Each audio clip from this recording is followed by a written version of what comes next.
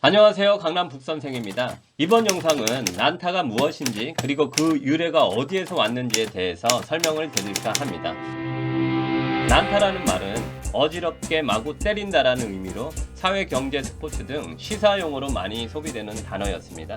예를 들면 국회에서의 난타전, 권투의 난타전, 질서와 어떤 형식이 없는 혼란한 상황을 뜻하는 단어였는데, 이러한 난타라는 단어가 문화예술, 특히 공연 장르의 하나로 인식이 되는 시작점이 바로 송승환 대표님의 난타라는 공연이었습니다. PMC 프로덕션이 제작한 공연 난타는 1997년 포함 아트홀에서 처음 시작하게 되었습니다. 초연 공연은 대성공이었습니다. 국내에서의 대박 흥행을 시작으로 미국의 브로드웨이, 영국의 에딘버러 페스티벌 등 전 세계 순회 공연을 하는 등 국내의 문화적 지각 변동을 일으키며 많은 성과들을 남기게 됩니다.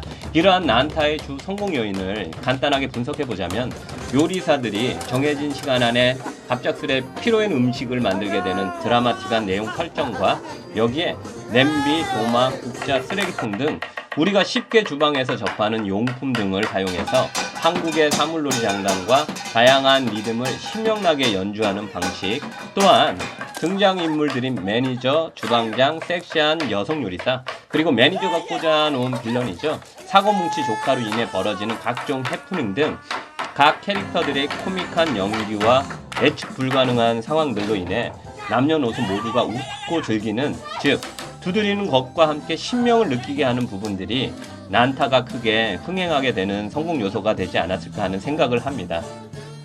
그러면 왜 그 당시 난타라는 공연이 만들어졌고 크게 유행하게 된 배경에는 무엇이 있었을까요? 송승환 감독님이 난타라는 공연을 생각할 당시가 1990년도 중반이었는데, 이미 유럽과 미국을 중심으로 하는 공연 시장에서는 넘버벌 타악 퍼포먼스라는 새로운 형태의 공연 장르가 인기를 끌고 있었습니다. 넘버벌 타악 퍼포먼스는 대사가 없이 타악을 어떠한 행위로 표현하는 무대 공연 예술의 한 장르라고 정리할 수 있습니다. 이렇듯 넘버벌 타악 퍼포먼스는 연극, 뮤지컬, 음악, 미술 등 기존의 공연 형태와 관념을 뛰어넘는 모습으로 전 세계 공연 시장에서 새로운 유행을 주도할 준비 작업을 착실히 진행합니다. 1992년 영국의 에딘버러 페스티벌에서 초연을 시작한 스탬프와 뉴욕에서 시작되어 다양한 길거리 공연을 모티브로 한 블루맨 그룹의 공연이 미국의 브로드웨이에서 엄청난 인기를 끌게 됩니다. 송승환 감독님도 90년도 초반 브로드웨이에서 스탬프와 블루맨 공연을 보고 난타라는 공연의 모티브를 얻었다고 말할 정도니 30여 년 전 그 당시 스탬프와 블루맨 그룹의 공연은 시대에 걸맞는 패러다임을 제시함으로써 새로운 장르로 자리를 잡게 하는 초석이 되었다고 말할 수 있습니다. 한마디로 두 팀은 넘버벌 타악 퍼포먼스의 원조이자 어머니라고 할 수 있죠.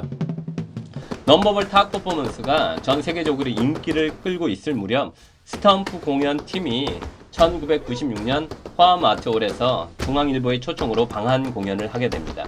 이것은 국내의 문학에, 특히 타악 공연 단체에 엄청난 영향과 변화를 초래하게 됩니다. 크게 세 가지 공연 장르 또는 음악 장르와 만나게 되면서 마치 핵분열이 일어나는 듯 수많은 작품들과 공연팀들이 탄생하게 되는 배경이 됩니다.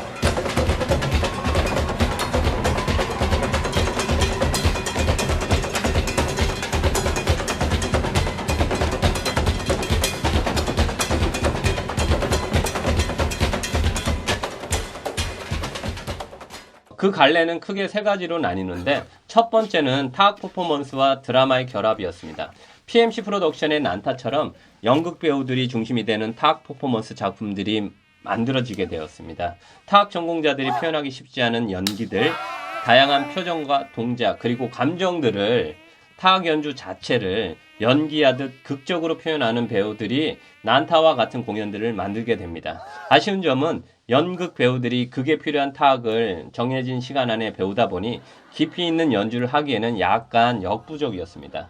두 번째로는 타악 퍼포먼스와 국악 타악 연주자들의 결합이었습니다.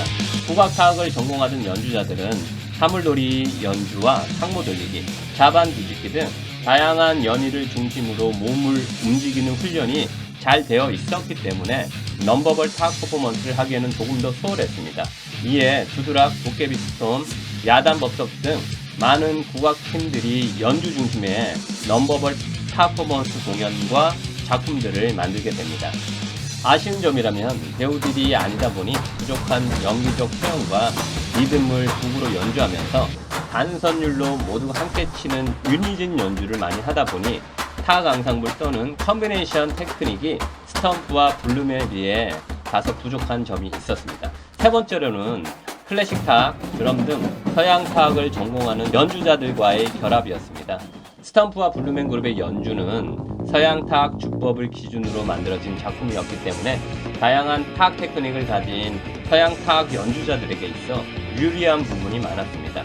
이에 발광, 잼스틱, 드럼캣 등 서양 탁을 기반으로 한 많은 탁 퍼포먼스 팀들이 만들어지게 되고 현란한 테크닉을 무기로 다이나믹한 고난도의 탁 연주를 표현하게 됩니다. 하지만 손목 연주 중심의 연주 방식으로 인해 극적인 움직임과 다양한 몸의 표현 방식이 제한적인 단점을 안고 있었습니다.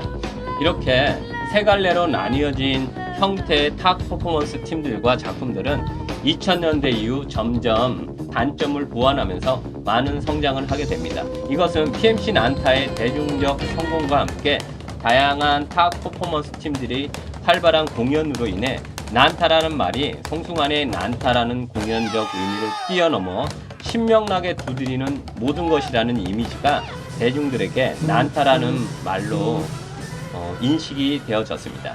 현재는 탁을 모티브로 한 공연이라는 의미로 많이 사용되고 있으며 예를 들면 퓨전 난타, 모든북 난타, 장구 난타, 각설이 난타, 음악 난타 등 다양한 용어와 결합되면서 누구나 쉽고 재밌게 즐길 수 있는 대중적인 공연으로 발전하게 되었습니다.